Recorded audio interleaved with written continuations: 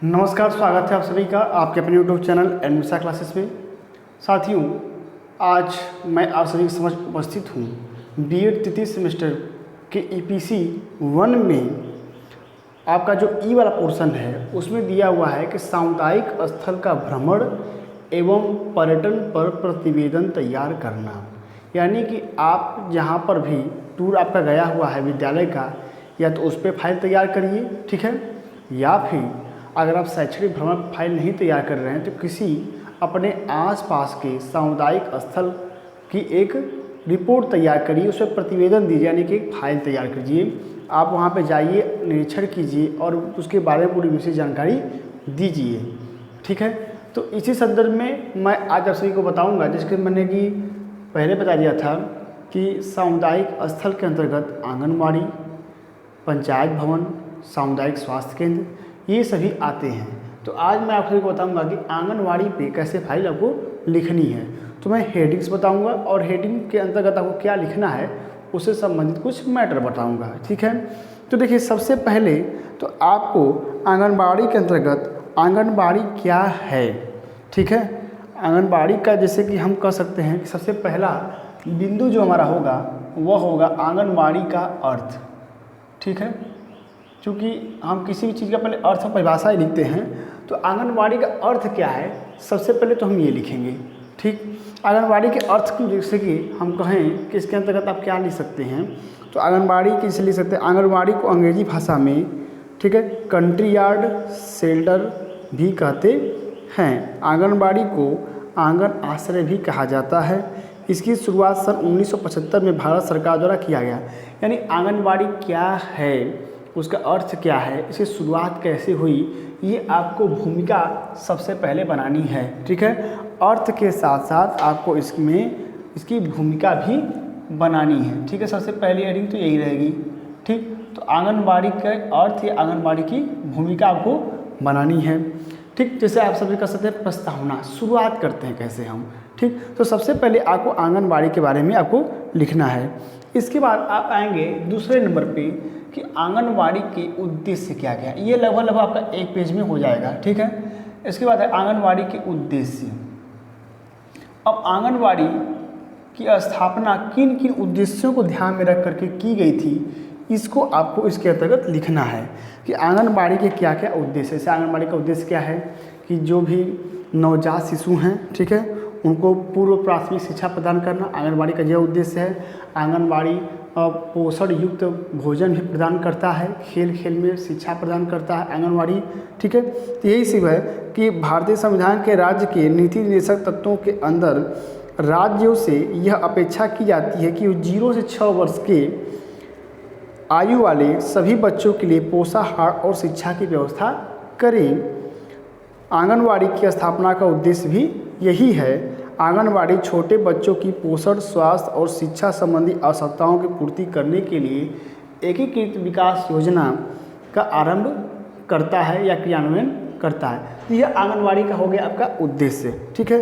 फिर इसी के अंतर्गत आप और भी लिखेंगे कि आंगनबाड़ी जो विशेष रूप से निर्धन और निम्न आय वर्ग के परिवार में जन्मे बच्चे हैं, उनके स्वास्थ्य और उनका विकास करना इसका मुख्य उद्देश्य है, ठीक है। उसके बाद शिशुओं के प्रसव से पूर्व, ठीक है, और प्रसव के बाद स्वास्थ्य, बाल पोषण, विद्यालय शिक्षा तथा बच्चों के टीकाकरण करना भी आंगनबाड़ी का एक महत्वपूर्ण कार्य है। तो जो इसके कार्य हैं वही इसके उद्देश्य हैं, ठीक। तो वही आपको उद्देश्य के अंतर्गत लिखना है कि छोटे बच्चों का टीकाकरण करना, ठीक है, उनका पोषण तो भोजन प्रदान करना, जो 0 से 6 वर्ष के निर्धन बालक हैं, ठीक है, निर्धन परिवार से संबंध रखते हैं, गरीब परिवार से संबंध रखते हैं, उनको शिक्षा प्रदान करना, यही सभी आंगनबाड़ी की स्थापना का उद्देश्य है, ठीक है। उद्देश्य के बाद, ठीक है, अब आगे हम लिखेंगे सेवाएं, ठीक है, कि आंगनबाड़ी कौन कौन सी सेवाएं प्रदान करती है, ठीक है, सेवाएं। तो देखिए, आंगनबाड़ी 6 प्रकार की सुविधाएं प्रदान करती है। इसके अंतर्गत आप लिखेंगे कि आंगनबाड़ी 6 प्रकार की सुविधाएं प्रदान करती है। सबसे पहला है पोषण, ठीक है। दूसरा है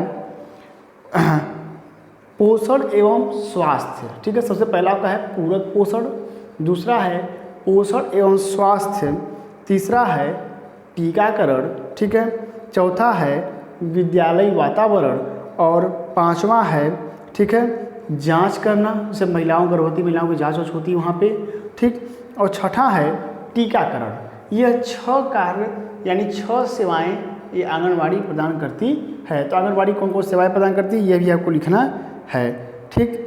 इसके बाद आंगनवाड़ी केंद्रों की संख्या कितनी है, इसको भी आप लिख सकते हैं कि कुल कितने आंगनवाड़ी केंद्र की संख्या है, ठीक है, यानी भारत में केंद्रों की संख्या, आंगनवाड़ी केंद्र कितने हैं, एक केंद्र की संख्या को भी आप आगे लिखेंगे, ठीक। जैसे भारत में अगर देखा जाए तो 13.87 लाख, ठीक है, संचालित है आंगनवाड़ी केंद्र, और बाकी इसमें आप लिख सकते हैं, ठीक है, कि 13.87 लाख संचालित हैं, ठीक है, और 12,265 केंद्र जो है संचालित नहीं है, जिनमें कि मूलभूत सुविधाओं का अभाव है। सरकार को इस पर ध्यान देने की आवश्यकता है। सबसे पहले आंगनवाड़ी के बारे में ही आपको लिखना है। इसके बाद आगे बात करते हैं कि आंगनवाड़ी से क्या क्या लाभ हैं, ठीक। अभी हम अंतिम चरण में चल रहे हैं, आंगनवाड़ी से क्या क्या लाभ हैं इसको भी आपको लिखना है। क्योंकि आंगनवाड़ी केंद्र बना हुआ है तो बिना लाभ के तो बना नहीं होगा, किसी न किसी जन उपयोगी कार्यों के लिए ही तो बना है, ठीक। तो क्या क्या आंगनवाड़ी से लाभ हैं यह आप जानते हैं, ठीक है, इसको लिख लीजिएगा कि आंगनवाड़ी से क्या क्या हमें लाभ हैं।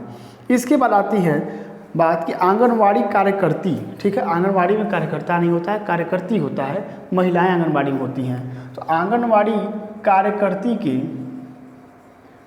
ठीक है, आंगनवाड़ी कार्यकर्ती, ठीक है, कि क्या कार्य हैं या आंगनवाड़ी कार्यकर्ती की भूमिका, ठीक है, यह भी आप लिख सकते हैं, भूमिका या कार्य। आंगनवाड़ी कार्यकर्ती क्या भूमिका है या आंगनवाड़ी कार्यकर्ती क्या कार्य हैं, वह क्या करती है, ठीक है।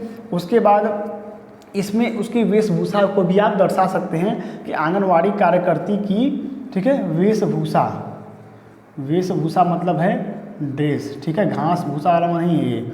आंगनवाड़ी कार्यकर्ती की वेशभूषा क्या है, सफ़ेद साड़ी है, लाल साड़ी है, जो भी है आप इसको लिखेंगे इसके अंतर्गत, ठीक। इसके बाद लिखने के बाद आप लिखेंगे कि आंगनवाड़ी कार्यकर्तियों के कार्य आप लिख लिए, आंगनवाड़ी कार्यकर्तियों की वेशभूषा लिख लिए। इसके बाद आंगनवाड़ी केंद्र पे क्या क्या सुविधाएं मिल रही हैं इसका भी जिक्र आपने पहले ही कर लिया है सेवाओं के अंतर्गत, ठीक है। अगर आप चाहें तो इसको आप लाभ के अंतर्गत भी लिख सकते हैं कि आंगनवाड़ी केंद्र के द्वारा क्या क्या आपको लाभ मिल रहे हैं। इसके बाद अब आता है मेन चीज़, क्या, ये तो आप आंगनबाड़ी के बारे में भी लिखें। ये पूरा जो सिस्टम आपका दिख रहा है यह पूरा आंगनबाड़ी के बारे में है, ठीक है, कि आंगनबाड़ी का क्या अर्थ है, आंगनबाड़ी की क्या भूमिकाएं हैं या आंगनबाड़ी क्या उद्देश्य है, आंगनबाड़ी को सेवा दे रही है, आंगनबाड़ी केंद्र की संख्या कितनी है, आंगनबाड़ी से क्या लाभ है, आंगनबाड़ी कार्यकर्तियों की क्या भूमिका है, ठीक है। आंगनबाड़ी कार्यकर्ती के अंतर्गत लिखेंगे कि इसमें सहायक आंगनबाड़ी होती हैं और एक इसमें 40-50 आंगनबाड़ी की देखरेख के लिए सुपरवाइजर होती हैं, ठीक है। ऐसे ही आप लिखेंगे आंगनबाड़ी कार्यकर्तियों के कार्य जो हैं। इसके बाद कार्यकर्ती की क्या वेशभूषा है इसको भी लिखेंगे। अब ये हो गया वेशभूषा, ये सब आंगनबाड़ी के बारे में। अब है प्रतिवेदन। अब प्रतिवेदन कैसे, पर्यवेक्षण करके, वहाँ पर जाकर के निगरानी करके, भ्रमण करके। तो अब आप लिखेंगे अगली हेडिंग, क्या हेडिंग बनाएंगे, अगली हेडिंग बनाएंगे पर्यवेक्षण, ठीक है, पर्यवेक्षण, ये आप हेडिंग बनाएंगे और पर्यवेक्षण के अंतर्गत आप लिखेंगे। अब देखिए, अब आपने कहाँ का आंगनबाड़ी का पर्यवेक्षण किया है इसका आप जिक्र करेंगे कि आप किस स्थान के आंगनबाड़ी का आपने जिक्र किया है, कहाँ का पर्यवेक्षण आपने किया है, इसको लिखेंगे। तो लिखेंगे हेडिंग बना करके इसमें नाम, ठीक है, पर्यवेक्षण बना करके ऐसे आप लिखेंगे नाम कि आपने किस आंगनबाड़ी केंद्र का पर्यवेक्षण किया, नाम उसका लिखेंगे, ठीक है। उसके बाद उसका पता लिखेंगे कि वह किस ग्राम पंचायत में, किस जनपद में है। इसके लिखने के बाद वहाँ पर आंगनबाड़ी केंद्र में कितनी सहायिका हैं इसका भी आप वर्णन करेंगे, आंगनबाड़ी सहायिका का, ठीक है। आंगनबाड़ी में सहायिका ही होती है, महिलाएं होती हैं, ठीक। आंगनबाड़ी सहायिका कितनी हैं या आंगनबाड़ी कार्यकर्ती कितनी हैं इसका भी आप जिक्र करेंगे। उसके बाद जब सहायिका का जिक्र कर लेंगे तो वहाँ की दिनचर्या क्या, चूँकि आपने भ्रमण किया है तो पूरा दिन समय दिया है, तो वहाँ की दिनचर्या आप पूरा इसमें दिनचर्या का पूरा वर्णन करेंगे कि आंगनबाड़ी केंद्र की दिनचर्या क्या है, ठीक है, वहाँ पर कौन कौन से क्रियाकलाप किए जाते हैं, शुरुआत कैसे होती है, इसका पूरा आप वर्णन दिनचर्या के अंतर्गत आप करेंगे। ठीक है, दिनचर्या का वर्णन करने के बाद आंगनवाड़ी केंद्र में बच्चों को शिक्षण देने की क्या व्यवस्था की गई है। ठीक है, अगली हेडिंग होगी कि शिक्षा, ठीक है, या शिक्षण, ठीक है, शिक्षण की व्यवस्था, इसको भी लिख लेंगे कि किस प्रकार से शिक्षा की व्यवस्था की गई है वहाँ पे, या किस प्रकार से शिक्षा की व्यवस्था की जा रही है। ठीक है, इसको भी आप इसके अंतर्गत लिखेंगे। या शिक्षण की अगर विधि लिखना चाहें कि खेल विधि के द्वारा शिक्षा दी जा रही है, छोटा में लिखना चाहते हैं तो शिक्षण की विधि भी लिख सकते हैं, या शिक्षा क्या व्यवस्था है इसको भी आप लिख सकते हैं। शिक्षा की व्यवस्था लिखने के बाद आंगनवाड़ी केंद्र में बच्चों के लिए क्या क्या सुविधाएं हैं इसको लिखेंगे कि बालकों हेतु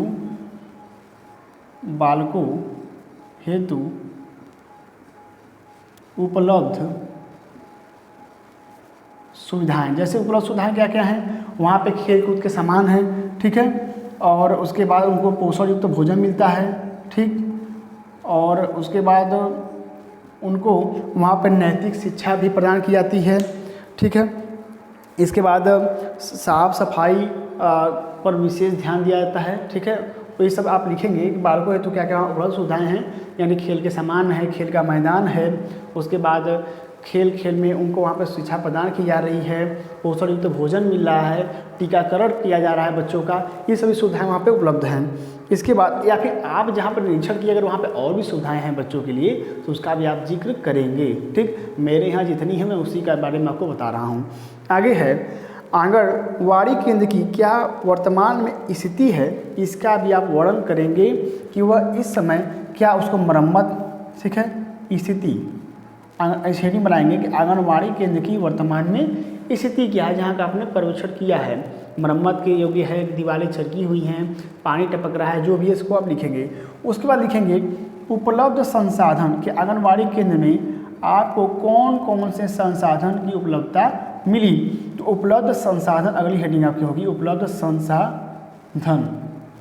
ठीक है, कि कौन कौन से आपको वहाँ पे संसाधन वहाँ पे मिले, और इस तरह से आप पूरे आंगनबाड़ी केंद्र का आपने निरीक्षण कर लिया तो सबसे लास्ट वाली जो हेडिंग बनेगी वह होगी मूल्यांकन। ठीक है, अब मूल्यांकन आप लिखेंगे, आपको जो भी वहाँ पर समझ में आया होगा निरीक्षण करने के दौरान वह आप मूल्यांकन के अंतर्गत लिखेंगे। ठीक है, कि आपको वहाँ पे क्या चीज़ें अच्छी लगी, क्या चीज़ें अच्छी नहीं लगी, ये आप मूल्यांकन के अंतर्गत लिखेंगे। तो इस तरह से आपको आंगनवाड़ी केंद्र पे फाइल बनानी है। सबसे पहले आंगनवाड़ी के बारे में थोड़ा सा लिखेंगे, ठीक, उसके बाद आंगनवाड़ी केंद्र का नाम, पता, सहायिका कितनी कार्य करती है, दिनचर्या कैसे शुरू होती है, ठीक है, शिक्षण की क्या व्यवस्थाएं हैं, बालकों हेतु क्या सुविधाएं हैं, वहाँ की वर्तमान स्थिति क्या है, उपलब्ध संसाधन क्या है, और मूल्यांकन। ठीक, अगर आप चाहें तो अपने गांव का भी निरीक्षण करके उसके बारे में आप लिख सकते हैं। अगर आप शहर में रहते हैं, पता नहीं है, तो फिर आप नेट से सर्च करके भी लिख सकते हैं। गूगल तो सब जानता है, और नेट से सर्च करके आप वहाँ पर, लेकिन मूल्यांकन जो है ये आप स्वयं से लिखेंगे। ठीक, जो भी चीज़ें हैं मूल्यांकन में आप ज़रा गुण को दिखाएंगे, दोषों को कम दिखाएंगे। हालांकि भारत है हमारा, जानते हैं कि यहाँ पे सारी सुविधाएं कागज़ पे ही मिलती हैं सबको, ठीक है, जो कि धरातली स्थिति थोड़ी कम है, लेकिन फिर भी कुछ सुधार हुआ है, पहले से सरकारें ध्यान दे रही हैं, तो इसीलिए मूल्यांकन में आप थोड़े गुण को दिखाएंगे, दोष को कम लिखेंगे, और इस तरह से आप आंगनवाड़ी केंद्र में पूरी फाइल बनाएंगे। कौन कौन सी हेडिंग पे लिखना है, क्या क्या लिखना है, वो मैंने बता दिया है। तो आप फाइल अब बना लीजिएगा। ठीक है, हाँ, अगर किसी को फाइल चाहिए आंगनवाड़ी केंद्र पे तो फिर वो हमसे पूछ करके या व्हाट्सएप पर या फिर टेलीग्राम पे या फिर आपके फेसबुक पे भी एनमिसा क्लासेस के नाम से हमारे बनी हुई है आईडी, वहाँ पर भी मैसेंजर के माध्यम से मैसेज करके फाइल प्राप्त कर सकते हैं। ठीक है, तो आशा करता हूँ कि आपको यह आंगनवाड़ी पे जो फाइल बनानी है ये आपको समझ में आया होगा। और कुछ लोग ऐसे भी हैं जो कि भ्रमित हो जाते हैं, जैसे कि गाना चला हुआ था कि आंगनवाड़ी रे देहलस घरवा बिगाड़ी। ठीक है, एक ऐसा बिरहा है या कव्वाली कुछ ऐसे है, वो चला था पहले। तो आंगनवाड़ी घर नहीं बिगाड़ा है, आंगनवाड़ी घर को संवारने का काम करता है। तो गाने से भ्रमित न हो, ठीक है। और इसी के साथ मैं तेज मिश्रा आप सभी से विदा लेता हूँ। धन्यवाद।